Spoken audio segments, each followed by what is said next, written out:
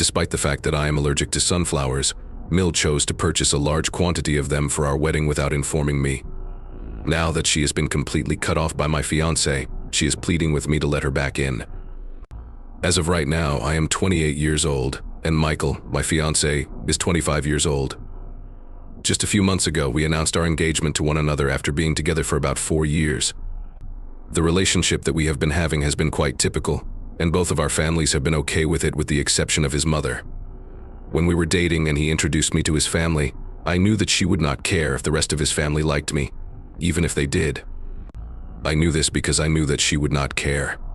It didn't matter what I did, she would never like me.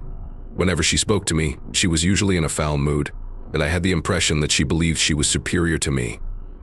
I made a few attempts to get to know her and become her friend, but none of them were successful. Despite the fact that I informed Michael about it, he stated that we were unable to take any action since it is the way his mother operates. As a result of the fact that I am older than her son, I already do not fulfill her specific requirements for a woman. She has a strong aversion to women who are not the same as the kind of woman she finds attractive. Have you been together for a period of 3 years? She considers it to be a considerable amount of time and finds it strange that I am dating him. As a result of the fact that I do not come from a wealthy background as they do, she does not believe that I would be a good asset to the family. Currently, Michael's family is the owner of a catering and event management firm that was initially established by Michael's grandparents. It is quite probable that it is one of the most prominent and well-known businesses in the city, and Michael is going to take over the company when his parents retire. However, I am not concerned about it at all. I had no notion that he came from a family like that when we first started dating. I was completely unaware of it. In all honesty, it is irrelevant how much money he makes since I am a self-sufficient lady who has been working since she was 18 years old to ensure that she does not require the financial support of anybody else. That fills me with pride. My mother and father are both rather typical folks who have worked in positions that are fairly typical. While my mother worked as a nurse, my father managed a software firm. During my time at college, he passed away. Nevertheless, they did all in their power to bring me up. I was quite disappointed when I learned that Michael's mother felt I was a gold digger. During the time that Michael and I were dating, I did all in my power to maintain the same level of expenses by keeping our bills the same. Due to the fact that I was able to observe that she looked down on me for very little and cruel reasons, I eventually gave up attempting to persuade her to come to me since I was aware that it would not be of any use. Michael battled for me, but he also had to get along with both of his parents because his mother was involved in the company. Despite this, that was not easy for him to do. I was aware that if he was always getting into disputes with his mother, it would be embarrassing for him to interact with his co-workers at work. It is unfortunate that he has entirely severed all ties with his mother as a result of something that occurred not too long ago. Despite the fact that they do see one other at work, he makes an effort to avoid interacting with her. I am being blamed for this, despite the fact that I am not sure how I am expected to repair the situation. My engagement to Michael took place around 4 months ago, as I have already said. There was a rather peculiar occurrence that took place on the evening after our engagement. His mother drew me away from him a few minutes after he asked me to marry him, and I reluctantly agreed to the marriage. During our conversation, she expressed her regret for all that had occurred in the past, for being cruel to me, and for assuming that I was not attempting to assist her. At that moment, I was feeling fairly content, and she seemed to be telling the truth. In an effort to put things right, I accepted her apologies, and we had a mutual agreement to start again. In light of the fact that her kid and I were about to embark on a new phase of our lives, I rationalized that I needed to give her a chance as well. Since Michael and I became engaged, his mother has been extremely kind to me, and she has even shown a significant amount of interest in the process of arranging our wedding in recent years. She had really very much taken over the process with us, which was a bit of a nuisance because Michael and I really wanted a small, friendly, and adorable wedding. She had pretty much taken over the process. That was something I wanted for myself since I tend to be a bit of a loner, and it's not really my thing to go to large gatherings. That's pretty much what Michael does for a living. The arranging of the wedding was something that he did not want to feel like work. The two of us came to the conclusion that we wanted a modest wedding. When his mother became involved, however, things began to alter. The reason for the alteration was that she wanted our wedding to be a very large event. Nevertheless, she was adamant that she desired to throw a lavish and extravagant wedding for her one and only kid. Later on, she suggested that we do a modest service for just the two of us and our families. She indicated that we could do this. Although she was quite active in the preparation of the wedding, it was exhausting since we did not want anything that she recommended, which made it difficult to find a compromise that satisfied both of us. There were a lot of disagreements between Michael and her when they were preparing because he just wanted to reduce the amount of things that were going on, and she was not prepared for that. Given that I had just recently begun to get along with his mother, I found myself in the position of mediating. Even though I did not agree with her, I did not want to ruin the mood because I did not want to ruin the mood. As a result of this, things had been functioning in this manner for a few months at this point, and the wedding that we desired appeared to be quite a distance away. Over the course of our observation, the majority of the planning was taking place directly in front of us. With the exception of the floral arrangements and the decorations, his mother stated that she would do everything herself. In addition, we allowed her to assume control of the entire department because it is what she is most skilled at, and at the same time, it would get her off our back for a few days. After that, I received an email a few days ago informing me that the flower arrangements for my wedding had been finished successfully. Due to the fact that I have a severe allergy to sunflowers, this came as a complete surprise to me because the order had contained sunflowers in quantities that were potentially hazardous to my health. If I were to be exposed to sunflowers in the quantities that were stipulated in the email, it would be difficult for me to breathe and cause me to break out in hives. This is due to the fact that my allergy is to a particular element, and I already suffer from asthma. I went ahead and contacted the florist to inquire about the situation since I was under the impression that there must have been an error. The information that they shared with me was that Michael's mother had placed the order for the wedding and had even verified it herself.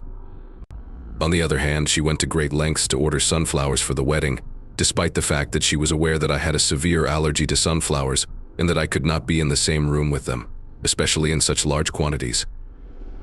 She failed to notice that all of the expenses associated with the wedding were being charged to their company, and that management had been instructed to inform Michael and me of any and all correspondence pertaining to the wedding. I believe that she may have forgotten about that and instead put the order for flowers on the tab. I received the email in this manner. I was unable to trust it since it implied that the previous several months had been a fabrication, that she was simply attempting to make me like her so that she might spoil my wedding by first getting me to trust her and then pulling this trick on me. Rather of phoning her, I went directly to Michael and informed him about the email. There was no use in calling her again. After receiving that email, Michael was 10 times more upset than I was. This was despite the fact that I had experienced a great deal of disappointment in my own life as a result of what had occurred. As soon as I showed him the email, he immediately contacted his parents and got into a heated argument with his mother throughout the exchange. However, his mother insisted that it was nothing more than a simple accident. However, it was impossible for there to have been a mistake because everyone in the family was aware that sunflowers included allergens that were the most harmful to my allergies. It does not appear that anyone else is experiencing this issue, thus I am perplexed as to how someone may forget about it. Sunflowers, that is, would not even be appropriate for the theme that she suggested. Additionally, she was skilled in flower arrangements, therefore, it was peculiar that she chose sunflowers for the wedding when the color palette was so unlike to what she had chosen.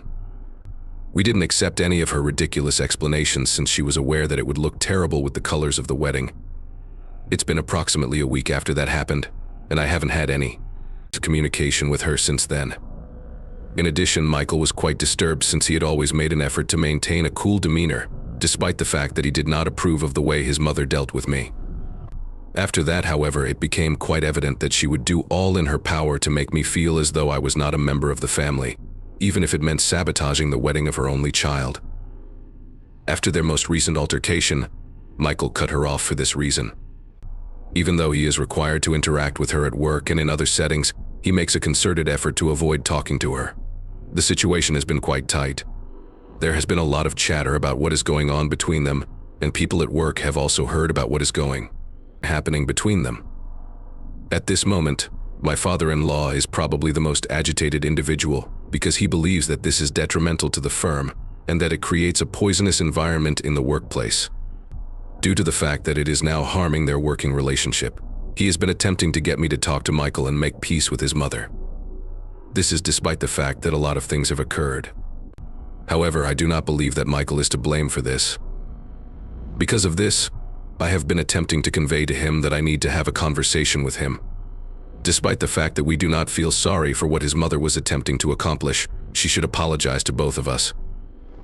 There is no way that we are going to accept that she forgot that I had an allergy to sunflowers, or that she forgot that they were not going to be consistent with the theme. Whichever it was that she was attempting to do, she was doing it on purpose. In the event that we hadn't been able to catch her, she would have most likely spoiled our wedding and caused me to have an allergic reaction before she was discovered. The topic of that has been a source of contention between us.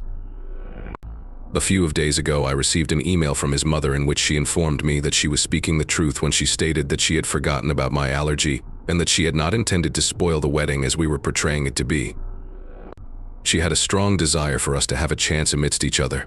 She shared with me that she is passionate about attending the wedding. Due to the fact that her son would not even take her into consideration, I am the only one who can make it happen at this time. However, I have not yet responded to that email, despite the fact that certain members of her family have ceased communicating with her ever since they learned what Michael committed. We have decided to abandon all of the ideas that Michael and I had been working on up until this point. That is because his mother had a strong desire for us to be married in that manner. From the beginning, we were never in agreement with the idea of having a sophisticated wedding. As of right now, we are going to do it our way. Moreover, we are not planning to extend any invitations to her to attend the wedding. The decision to be married earlier than originally intended was even made by us. It is possible for us to finish making arrangements for our wedding over the next couple of months and get married before the end of the year because we are not planning a large event.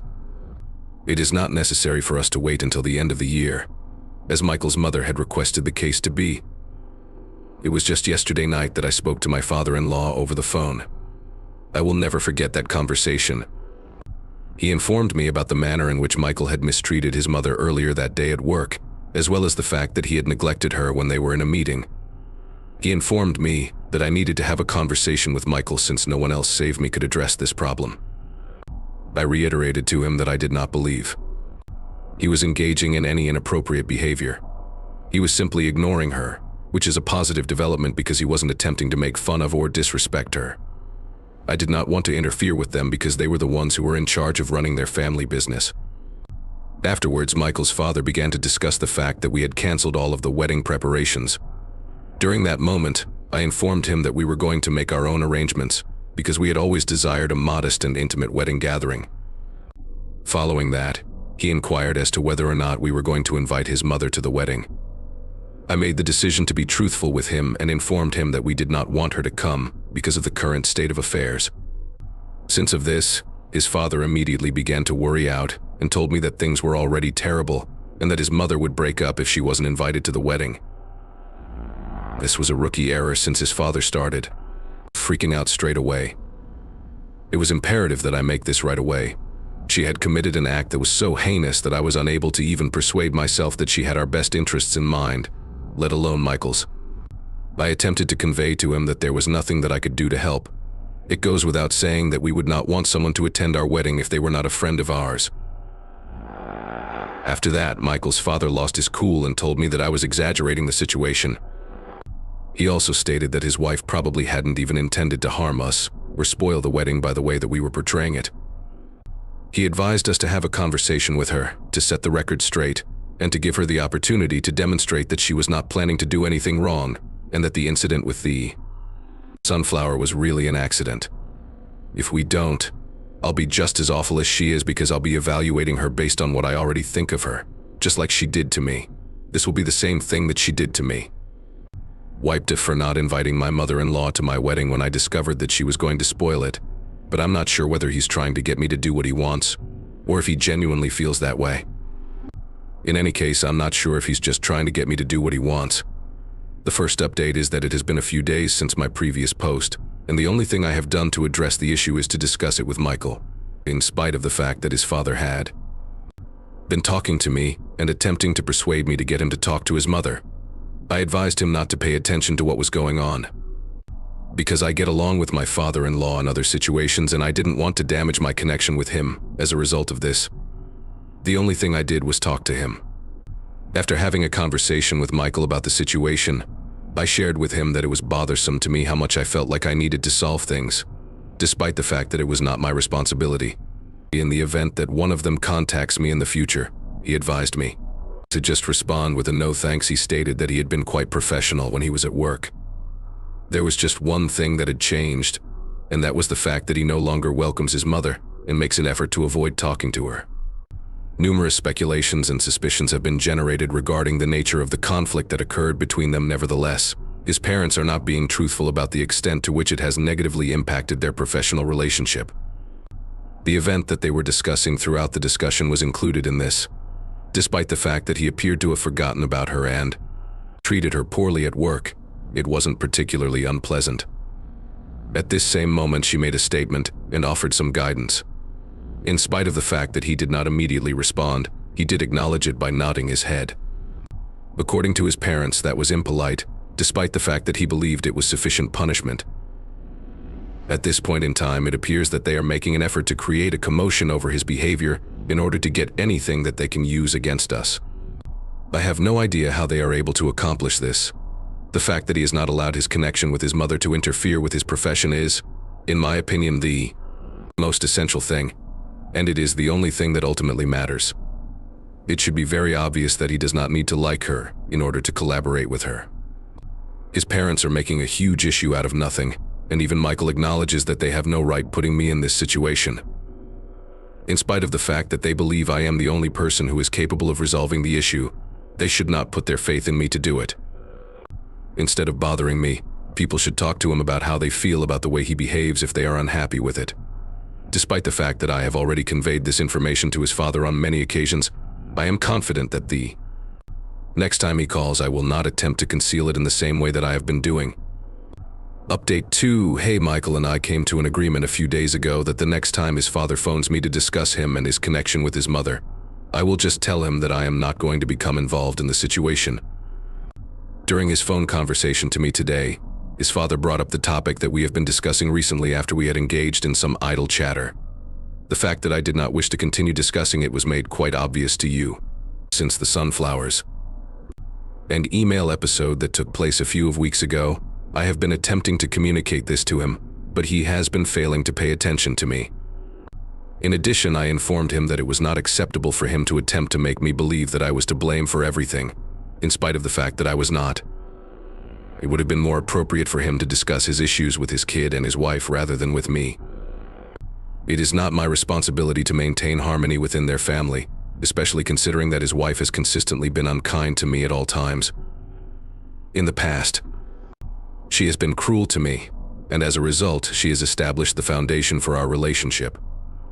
At this point, she is anticipating that I will be on her side and believe that she did not do any damage and did not intend to spoil our wedding. When I talk about these things with my father-in-law, I often attempt to make things cordial and lighthearted. Therefore, he appeared startled that I had taken things so seriously with him this time. I came across as quite agitated. On the other hand, I am relieved that he appeared to comprehend that I had reached the end of our discussion. On the other hand, he explained to me that the reason he had been attempting to talk to me about it was because his own son and his wife were unable to communicate with one another at the moment, and he believed that if I talked to Michael, I would be able to assist them. He stated that he had been attempting to bring it up, but Michael had always rejected him whenever he attempted to suggest it. If Michael did something that would immediately put an end to the conversation, he would either leave, hang up, or do something else. After the argument, Michael stopped communicating to his wife, which left her in a state of heartbreak. Despite his efforts to talk to his wife about the situation, he was unsuccessful. She had a strong desire to communicate with him, but she was unable to do so since she was isolated from everyone else. As of this moment, she was experiencing a great deal of emotional vulnerability, and she insisted that she had no intention of upsetting the wedding that we were planning. Nevertheless, we did not believe that, and I continue to not believe it. The facts cannot be altered, regardless of how much you cry over it. There is no way to modify them. Despite the fact that I am disappointed that she has been sobbing over it, Ever since Michael ended his relationship with her, I do not believe that I should feel guilty or sorry about it, because I was not the one who caused it to occur. I may have even believed that it was an accident if she hadn't injured me so severely in the past. My injuries were so severe. However, despite my best efforts, I am unable to refrain from questioning her. In any case, my father-in-law expressed his comprehension of the reasons why I did not have faith in Michael's mother's plans or why I did not wish to become engaged in the matter in the first place. He assured me that he would not escalate the situation with me any further. In fact, he expressed his regret for bringing it up so frequently over the course of the past few weeks. Due to the fact that things had deteriorated to such a degree, he recently shared with me that he was concerned about the future of their personal as well as professional relationship. A significant number of Michael's close relatives have ceased communicating with his mother and have even prevented her from talking to her on social media and in other places. It's not a good thing. On the other hand, that is not the most important thing to her. The thing that she truly desires is for her own son to stop talking to her and to have such a negative opinion of her that he believes she would intentionally do something that is both risky and crazy in order to interfere with his wedding. During that same instant, I felt bad for Michael's father because I was aware that it could not have been simple for him to deal with everything that had been going on over the preceding few weeks. In contrast, neither my monkeys nor my program are in question. I conveyed to him that I absolutely understood where he was coming from and that I admired the enormous amount of effort that he was putting forth in order to maintain the unity of his family. It was a wonderful demonstration of his dedication to his family, which I felt was quite impressive. However, the only topic I was able to discuss with Michael was his work with the goal of ensuring that he was kind and professional while he was on the job. When I talked to him, that was the only topic about which I felt comfortable. Regarding everything else, he would be responsible for making his own decision. As a result of it, his father appeared to become more tranquil, and our conversation came to a satisfying conclusion. That was a conversation that was sorely needed, and I am pleased that it took place. I also informed Michael about the concerns that his father had over the circumstances at work, and he stated that he would at least make it a point to treat his mother with courtesy and respect when he was at work. Furthermore, I concur that our individual peculiarities should not be allowed to interfere with our job, and I believe that this is a really accurate statement. In addition to that, however, the fact that my father-in-law is kind enough to allow me keep out of this situation is something that brings me joy. Michael's mother paid us a visit today, which is the third update here. Due to the fact that it has been about a month since we last spoke, I was not really anticipating that she would come up. On the other hand, I did make the decision to invite her inside and to treat her with kindness when she did so. While Michael was entering the living room, we remained silent and did not interact with him. Next, she did it. The fact that she appeared to be quite sad and exhausted was one of the reasons I allowed her to enter rather than ordering her to wait outside. I didn't want to be impolite or dismissive. As soon as she started talking, she apologized to both of us and stated that she had not intended to destroy the wedding as we was under the impression that she had done. In spite of this, she was able to see the reasons for our feelings because she had not been kind to me in the past. She didn't want us to feel bad about thinking the worst of her anymore because, if we were being completely honest, we were more inclined to think the worst of her. She came to the realization that despite the fact that she had previously made many attempts to get in touch with us, the one thing that she had failed to do was to make an effort to see us in person and express her sense of regret for what had occurred. As a result, she arrived here. Despite the fact that she did not believe that we would forgive her straight away, she believed that it was worth a chance. On the other hand, she informed me that the incident with the sunflowers was an error. Due to the fact that she believed the flowers would provide a dash of color to the wedding, she had placed the order without giving it any thought. While she was speaking, Michael and I remained silent and did not say anything. Immediately following her apology, she remained silent for a few minutes. Michael informed her that he needed to give it some thought for a bit before he could determine whether or not he wanted to forgive her. This was during the period that they were together. Furthermore, he informed her that it was up to me to choose whether or not she would be asked to attend the wedding. That's right. I stated the same thing to her. In light of the fact that things have been going extremely poorly as of late, I needed some time to consider whether or not I wanted her to be there at the wedding. Following that, his mother did not make a lot of statements. Despite the fact that she was not invited to the wedding, she just stated that she understood, and then she went after bidding farewell to both of us and wished us the best for the future. However, she did express her regret, which was a step in the right direction compared to how things had been going for the previous 2 weeks. Given that there are still a few months left till the wedding, let's wait and see whether she is invited to be the bride. My husband Michael and I just tied the knot, and it was a stunning ceremony. This brings us to our final point. Everything that we had hoped for in a wedding was fulfilled in every way. A little gathering that was held in secret, but was nevertheless exquisitely executed. After being married, we are overjoyed to embark on a new chapter of our lives together as a married couple. In addition, we are relieved that we were able to put a stop to all of the bother. As for my mother-in-law, she was present, whether for the better or for the worst. I am aware that you are wondering whether or not she was invited to the event. We told her to give us some time when she came to us a few months ago to seek for forgiveness, and she responded by giving us some time.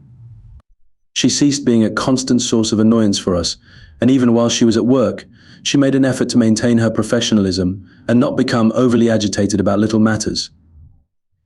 In the event that she had something to say to us, when she wanted to talk to me or Michael, she would have her husband contact me. This was how we communicated. The most of what she said was that she was sorry and that she wished us the best. As time went on, we became more familiar with her, and when it came time to send out invites to the wedding, we decided to include her in the invitations. Whether what occurred with the sunflower was an accident or something that was supposed to happen is something that I am still unsure of, and I highly doubt that I will ever be able to say for certain. On the other hand, Michael and I shared the desire to put all of this little drama in the past now that we were embarking on a new path. When she heard out that she had been invited, she contacted us and broke down in tears. She expressed her happiness that we had decided to go through with this. In addition, she assured us that she would never again disappoint us, and that she would make up for all of the errors that she had committed in the past. The reason she did it is because she picked a beautiful bridal bouquet for me and a wonderful corsage for Michael. She did this because she truly cared about both of us. She had informed us that it was not a significant amount and that she was only attempting to apologize and make things right. During the wedding, there were no issues, everything went off without a hitch, and she and my father-in-law even delivered a wonderful speech to honor us during the ceremony. As you point out, it was possible for anything to go wrong, but it didn't, and that's what really matters. The majority of the time, I am pleased that I trusted her enough to give her a chance because it ended up being a wise decision. To say that things have returned to normal would be an understatement, but who knows? Perhaps they will move at a very sluggish pace. On the other hand, Michael and I are just interested in going on our honeymoon at the moment, and it is definitely something that we are looking forward to.